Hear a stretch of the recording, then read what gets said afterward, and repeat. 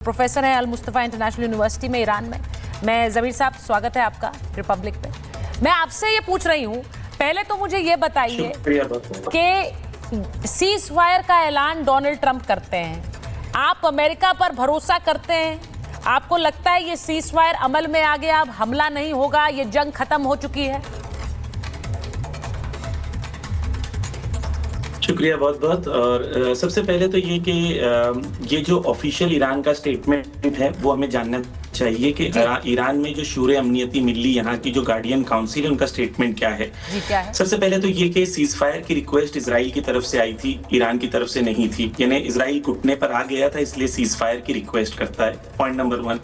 Point number 2 ये है कि जो ये सीज फायर का ऐलान होता है, ईरान ने सीज फायर का लफ्ज इस्तेमाल नहीं किया है, ऑफिशियली हॉल्ट का लफ्ज इस्तेमाल किया है कि सेसेशन में हॉल्ट हुआ है। सीज फायर एक नेक्स्ट स्टेज होता है। थर्ड क्वेश्चन ये है कि उसी स्टेटमेंट में क्लियरली लिखा हुआ है कि हम इजराइल पर और अमेरिका पर, दुश्मन पर भरोसा नहीं करते। इसके बारे में मैं आपको ये बता दूं कि लेबनान का सीज फायर जब हुआ है तो फ्रांस के टीवी ने ऑफिशियली इसको कोट किया है कि 82 टाइम्स इजराइल ने उस सीज फायर को तोड़ा है। तो इजराइल की हिस्ट्री रही है। अभी जब मैं आपसे बात कर रहा हूँ, 1 घंटा पहले भी तेहरान और माज़ंदारान में हमला हुआ है, जिसको डोनाल्ड ट्रंप ने कहा कि रोक दो। लेकिन इजराइल की हिस्ट्री ये है कि सीज फायर तोड़ना उनकी आदत है। इंसानों को मारना, जो ह्यूमन राइट्स वॉच हैं, एमनेस्टी इंटरनेशनल हैं, वो उन्हें कहते हैं कि ये जेनोसाइडल कंट्री हैं, ये नस्ल कुशी कर रहे हैं। उनके जो प्राइम मिनिस्टर हैं, उनके लिए इंटरनेशनल क्रिमिनल कोर्ट से अरेस्ट वारंट जारी हुआ है। तो ये सीज फायर जो है, वो जो सीज फायर के तौर पर पेश किया जा रहा है, आप ये कह रहे हैं आप इस पर भरोसा नहीं करते हैं? ये सीज फायर भरोसे लायक नहीं है? क्या मैं ये कह सकती हूँ कि ईरान इस पर भरोसा नहीं करेगा? ऑलरेडी टूट चुका है। इजराइल ने हमले किए और ईरान उसका जवाब देगा। सुबह भी पहले उन्होंने हमला किया, सीज फायर के ऐलान के बाद या हॉल्ट के बाद उन्होंने हमला किया, फिर ईरान ने जवाब दिया, फिर उन्होंने हमला किया। अब वो जवाब के लिए तैयार नहीं। अब ज़मीर साहब, मैं एक चीज आपसे पूछूंगी, क्योंकि यहाँ पर आपने एक बात बोली कि इजराइल के जो प्रधानमंत्री हैं उन पर बहुत सारे वॉर क्राइम के केसेस हैं, और उनको जो उन्होंने जिस तरह से इजराइल ने हमले किए थे फिलिस्तीनियों पर और गाजा में, मैं आपसे पूछूंगी कि क्या इजराइल के लोग, देखिए मेरे साथ यहाँ बहुत सारे मेहमान हैं, मैं आपसे एक 1-to-1 बात कर रही हूँ, लेकिन बहुत से लोग जो ये सोचते हैं ज़मीर साहब कि इजराइल को लेकर ईरान का स्टैंड क्या रहा है, ईरान की रेजिम्स का स्टैंड क्या रहा है, यहूदियों को जीने का अधिकार नहीं है, इजराइल को इस नक्शे पर नहीं होना चाहिए, ये एक स्टैंड ईरान का रहा है। तो इजराइल क्यों अपने डिफेंस में हमले नहीं करेगा एक ऐसे देश पर जो कि वो कहता है कि परमाणु बना रहा है? जी सुचित्रा जी, पहले तो ये कि जो आपने बयान किया, ये ऑफिशियल किसी का स्टेटमेंट नहीं है कि ईरान यहूदियों के खिलाफ है। जैसा कि मैंने एक बार आपसे कहा था, या शायद यहाँ नहीं, तो ईरान में इस वक्त जो यहूदी पूरे वेस्ट एशिया में है, मिडिल ईस्ट में है, इजराइल के बाद सबसे ज्यादा यहूदी ईरान में है। और ईरान में मिनिस्टर ऑफ पार्लियामेंट भी यहूदी हैं, यहाँ पर सिनेगॉग भी हैं, यहाँ पर उनकी इबादतें भी होती हैं, यहाँ पर उनके चीफ रब्बाई भी हैं। ये सरासर झूठ बात है। अब सुनिए दूसरा सवाल आपका कि इजराइल के खात्मे के बारे में ईरान क्यों कहता है। तो देखिए, मैं आपको ये बता दूं कि जो महात्मा गांधी का स्टैंड था, जब महात्मा गांधी से इजराइल के अस्तित्व के बारे में पूछा गया तो महात्मा गांधी ने क्या कहा था?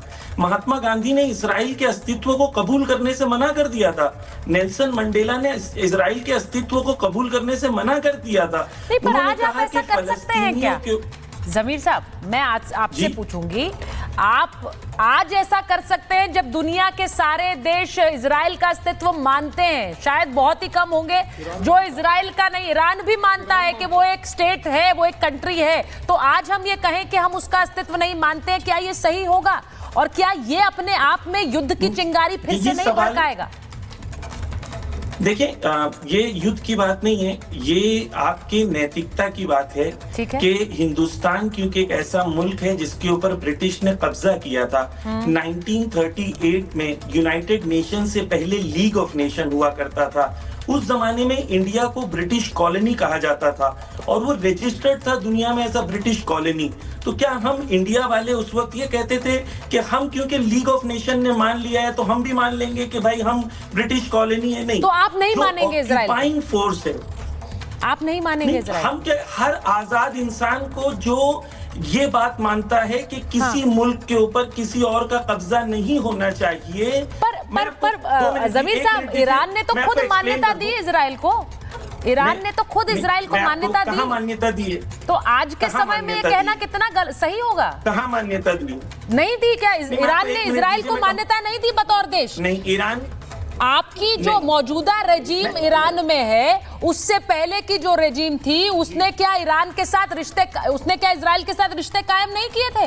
ये तो इतिहास है ईरान इजराइल का। जमीर साहब, इसे कैसे झुठला सकते हैं आप? मैं जवाब दूं? जी बोलिए ना प्लीज। मैं जवाब दूं सुचित्रा जी? बिल्कुल, प्लीज बोले। देखिए, 1979 में ईरान में रेवोल्यूशन आया। उससे पहले यहाँ पर अमेरिकन पपेट गवर्नमेंट थी। जो गवर्नमेंट यहाँ थी वो एक बादशाह था, वो जो अमेरिका का गुलाम था। जो अमेरिका, ये वही गवर्नमेंट है जिसने पाकिस्तान को एक्सेप्ट किया था सबसे पहले। तो ये गवर्नमेंट वो थी जिसके खिलाफ ईरान की आवाम ने इनकलाब लाया है, रेवोल्यूशन लाया है। तो आप 1979 के पहले का कोई भी फैक्ट बयान करके आज के ईरान को आप कोई क्वेश्चन नहीं कर सकते, बिकॉज वो पूरा कॉन्सेप्ट ऑफ गवर्नमेंट चेंज हो गया है। जमीर साहब, मैं आपको एक बयान दे दूं, देखिए महात्मा गांधी ने, मेरे को कंप्लीट करने दे। मैं जमीर साहब आपकी बात में मान रही हूँ, लेकिन इस पर थोड़ा सा एक रिएक्शन है, मैं अपने मेहमानों का लेना चाह रही हूँ, क्योंकि जो बात आपने कही है उस पर मुझे नहीं लगता है कि मुझे 30 सेकेंड मैं इसलिए हाँ, बोलिए मैं कंप्लीट कर लूं। देखिए, ईरान का दृष्टिकोण क्या है ये आपको समझना चाहिए। ईरान नहीं चाहता यहूदियों को मार दिया जाए। ईरान ये चाहता है, जो आयतुल्लाह खामेनी ने स्पीच दी थी नैम की मीटिंग में, उस मीटिंग में इंडिया के प्रधानमंत्री मनमोहन सिंह भी बैठे हुए थे।